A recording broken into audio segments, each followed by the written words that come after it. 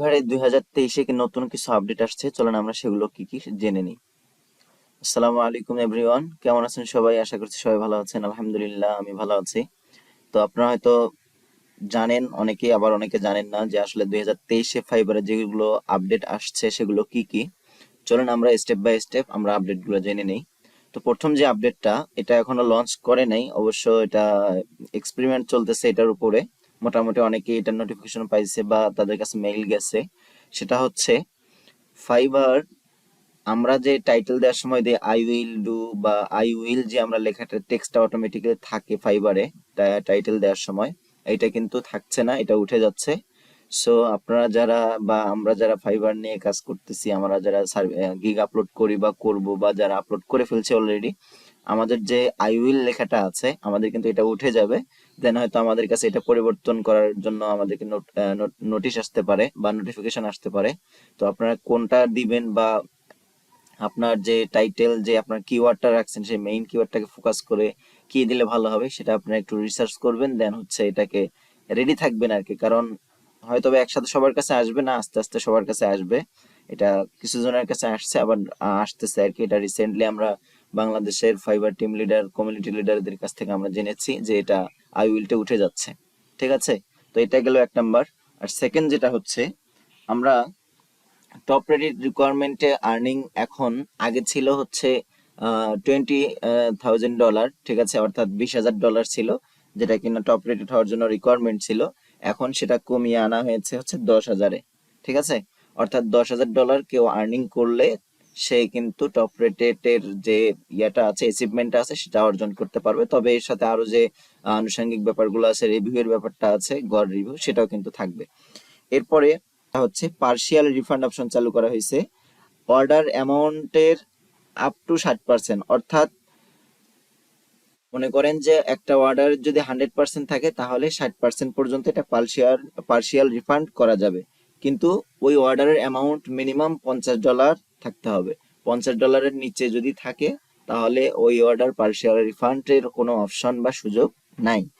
এরপরে আছে যেটা কিনা সেলারদের জন্য খুবই একটা দুঃখজনক ব্যাপার হতে পারে, সেটা হচ্ছে অর্ডার যখন ক্যান্সেল হয় মাঝে মধ্যে, তো এই অর্ডার ক্যান্সেলের জন্য কিন্তু বায়ার কি করতে পারবে, রিভিউ দিতে পারবে। তো সেটা কোন কোন ক্ষেত্রে প্রযোজ্য চলেন আমরা জানি। এক নাম্বার হচ্ছে, বায়ার অর্ডার করার পর চার্জব্যাকের জন্য যদি অর্ডারটা ক্যান্সেল করে তাহলে বায়ার কিন্তু সেলারকে রিভিউ দিতে পারবে না। ঠিক আছে। দুই নাম্বার হচ্ছে, অর্ডার যদি 48 ঘন্টার বেশি লেট স্ট্যাটাস হয়ে যায়, ঠিক আছে, সেলার যদি বায়ারকে রেসপন্ড না করে তাহলে এই অবস্থায় অর্ডারটা ক্যান্সেল করলে বায়ার রিভিউ দিতে পারবে। ঠিক আছে। এরপরে যেটা আছে, নতুন বায়ার প্রথম অর্ডার সেলারকেই মনে করেন যে রিভিউ দিতে পারবে না। অর্থাৎ মনে করেন যে একজন নতুন বায়ার এসে আপনাকে একটা অর্ডার করে গেল, এই অর্ডার করার পরে ওই বায়ার কিন্তু এসে যদি অর্ডারটা ক্যান্সেল করতে যায় কোনো কারণবশত, সে কিন্তু আপনাকে রিভিউ দিতে পারবে না। যে বায়ার ফাইবারে অন্তত একটি কাজ করিয়ে নিচ্ছে, অর্থাৎ অন্য সেলারকে দিয়ে তার একটা কাজ করা আছে, মানে ফাইবারে করিয়ে নিচ্ছে সেলারকে দিয়ে, তবে কেবলমাত্র তারাই বা যারা অর্ডার করিয়েছে একটার বেশি, তারাই কেবলমাত্র অর্ডার ক্যান্সেল করলে অর্ডারের রিভিউ দিতে পারবে। ঠিক আছে।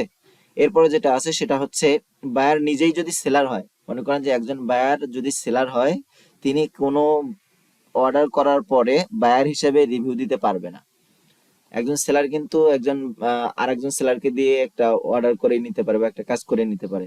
এমন ক্ষেত্রে ওই বায়ার কিন্তু সে কি করতে পারবে না, অর্ডারটার জন্য রিভিউ দিতে পারবে না।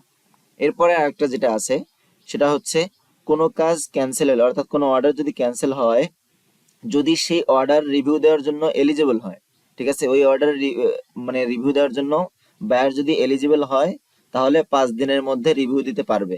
কিন্তু সেলার বায়ারকে রেটিং বা রিভিউ দিতে পারবে না।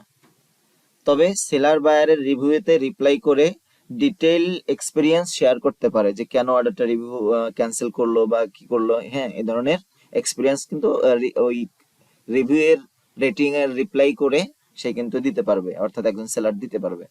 এরপর আর একটা ব্যাপার, সেটা হচ্ছে লেভেল আপগ্রেডেশনের জন্য fibre minimum 4.7 star rating maintain করতো, ঠিক আছে, এখন সেটা কমিয়ে 4.2 স্টার করা হয়েছে। এটা কিন্তু যারা মোটামুটি লেভেল 2 আছে বর্তমান, তাদের জন্য খুবই মানে ইমাজিন একটা, ঠিক আছে, ইমাজিন একটা আপডেট, তাদের জন্য এটা অ্যাচিভমেন্টটা আরো সহজ হয়ে গিয়েছে।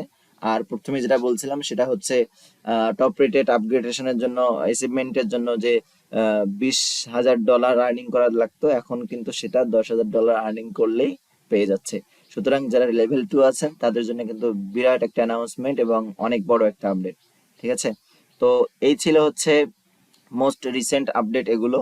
আর মোস্ট রিসেন্ট আরো একটা আপডেট, সেটা আমি বলেছি অলরেডি, আবারও বলছি, আমাদের গিগ থেকে আই উইল টেক্সটটা উঠে যাচ্ছে, ফাইবার থেকে ওরা উঠিয়ে দিচ্ছে।